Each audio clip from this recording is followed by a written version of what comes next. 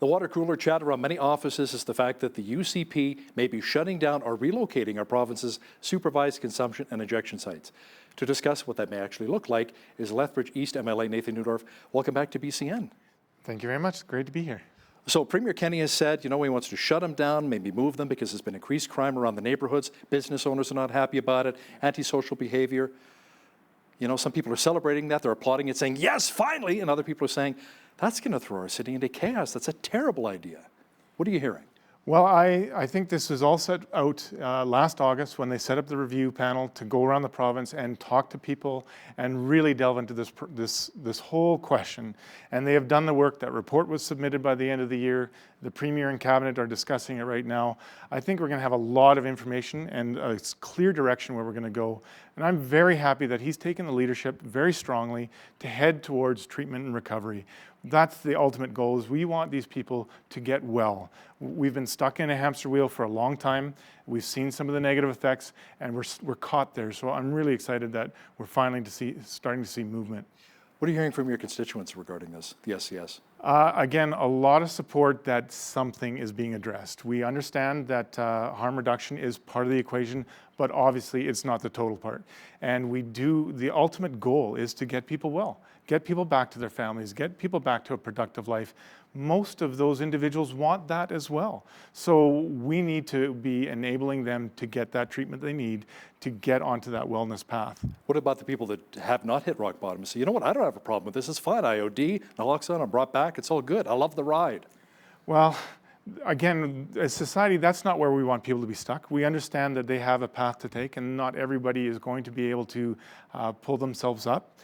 So we do have to have compassion and have to have those avenues to reach them for counseling as well. Again, it's enabling quite a number of other initiatives beyond just the consumption site. How about potentially relocating the SCS instead of shutting it down entirely?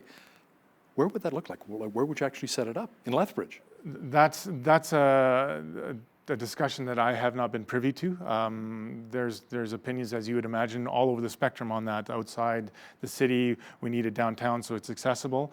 One is I want to see the plan fully take shape from the Cabinet Minister and the Premier first, and then we'd be able to comment on that more fully. Now, when I spoke with Mayor Chris Spearman here, he says we need the money from the province for the proper INTOX and DETOX beds to really address the drug crisis in our city. How's that coming? Are we going to see any more funds? I believe that there is that will be part of the budget on where we go with that, but that's at the beginning, right? That's the beginning part of that whole cycle. But where I think we'll see the greatest change again is on that treatment and recovery, on getting people on the pathway to wellness and back to a life that's profitable and good for them and good for their families.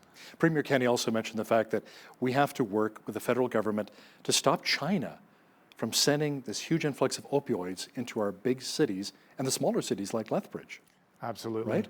Yeah, that whole justice component is a big part of this, and taking control of our borders, taking control of our province and understanding what's coming in, and giving the resources needed to our law enforcement officers. They're doing a tremendous job trying to handle a huge volume of supply. So that's got to be a collaborative effort, not just from the city and the province, but also from the federal government. And what about the strain as well on our law enforcement? Absolutely.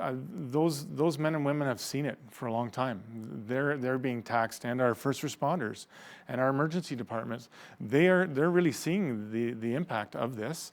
So it's got to be a combined effort to move beyond this hamster wheel that we're stuck in. We've got to get people on a journey where they can get out of this, where the demand isn't there for the supply of these illegal drugs. When I was speaking with Mayor Chris Spearman, he was also somewhat disappointed the fact we're not getting a full-time scan unit to shut down these drug houses here in Lethbridge. Close to 100 drug houses. One shuts down, another one opens up a few houses down the block. Why wouldn't provincial funding come in so we have the same services as Calgary, Edmonton? I think that's a funding question for the province overall, where we have limited resources right now. So there's some fiscal realities to that, but I don't think the scan unit issue is dead. I have had ongoing conversations. We're working with the Minister of Justice right now. He's coming down to meet with us again. And I think the city has put forward some proposals that will help on that funding side.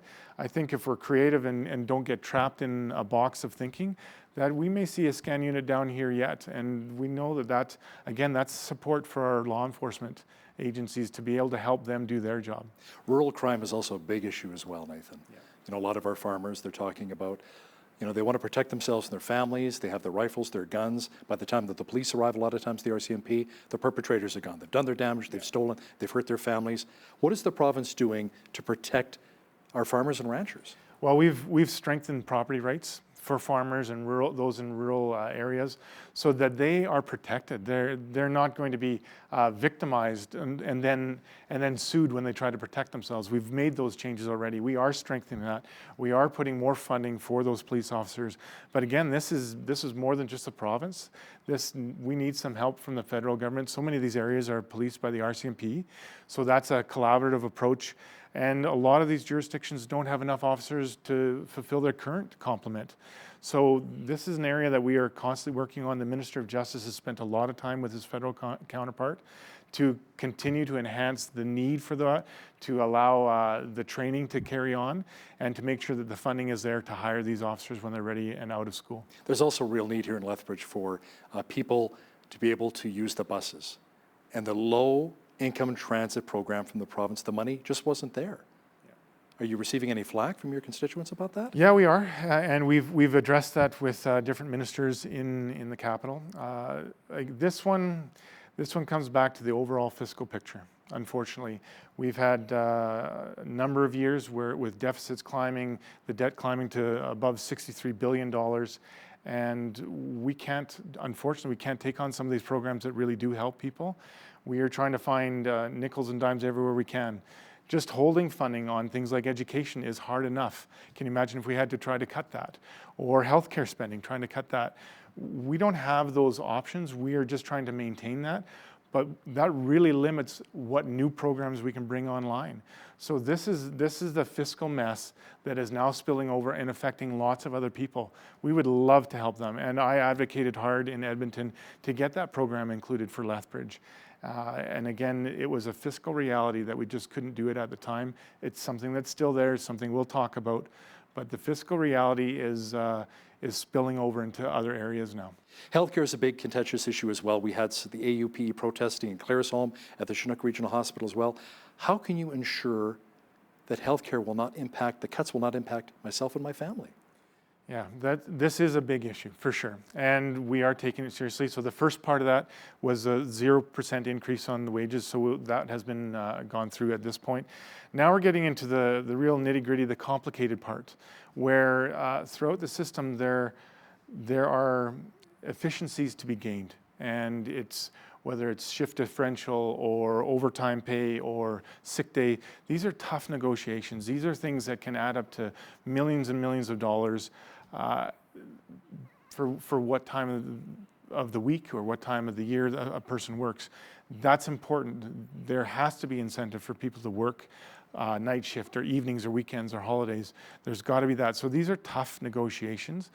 But we know that we have to save dollars wherever we can because the demand is continuing to increase. Like I said before, the fiscal realities, if we don't get this in control, we're already seeing it impact other areas, and we don't want that to grow. So we have to right the fiscal ship. We have to be responsible with every dollar. These are hard negotiations. These are people's lives and livelihoods. We understand that. My wife is a nurse. I highly respect doctors and nurses and the AUPE workers. This is not about cutting jobs. This is about trying to regain fiscal control where we can have a system that is not only there for today, for your family and for you and for seniors, but it's there tomorrow and the next day and the next day. And if we don't have that in order, we'll be forced to make cuts that are devastating, which we do not want to do. So that's why it's so hard, why we want to have these difficult conversations and work with AUPE and other unions to hammer out the best way forward. This is not easy, but somebody has to do it. The city of Lethbridge has hired a consulting firm to really go to bat for them, the province, when it comes to more money that's necessary here in the city. What are your thoughts on that? Well, from my understanding, speaking with the mayor, that it's a consultant to help them with their messaging. They're not a lobbyist group. They are not trying to replace MLAs. And they're not saying that, as far as I'm concerned, that they're not doing the job that myself and the MLA for Lethbridge West are doing. We're there. We are advocating. I take that the role very, very seriously. I am not a lobbyist. I am a representative. So whether people agree with me or the UCP government or platform, they can come and talk to me. And I've had lots of people in my office where I meet with them one-on-one, and I take those concerns seriously and take them to the appropriate ministry to get answers. And I will continue to do that, working tirelessly. Some of that's in the public and some of that's private behind closed doors. But I will continue to do that. If the city wants to work on their messaging with a consultant to make sure that they're aligning themselves with the principles and platforms that this current UCP government has put forward, lots of municipalities do that. And I think that shows a cooperative nature with the municipality to work with the province to achieve the same goals: fiscal responsibility and sustainability, and still supplying the services that they need. And I think that's a clear distinction that needs to be made. Tell me about this new funding model for post-secondary institutions here and education, which will be outcomes-based in nature. How does that actually work? I think some of that is still being worked through, and we'll see the outcome of that. Obviously, the matrix for deciding what those requirements for universities will be are very, very important, because a different matrix can skew that number, and the system could be gamed. So we've talked about that in caucus, and I know the minister is talking about that with institutions. I think there's a lot of good that can come from a bit of competitive nature. People don't go to Harvard because it's cheap. They go there because they're almost guaranteed a job, and a good paying job at that. The University of Lethbridge, the Lethbridge College, those two institutions have stellar reputations in their fields and what they teach.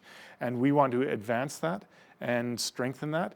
So it's the emphasis is on the training that you get, not the investment that you have to make to get into there. So I think that's the focus that we really want to put on that. The Canadian Federation of Independent Business recently came out with its report card for Alberta, went from an F to a B-.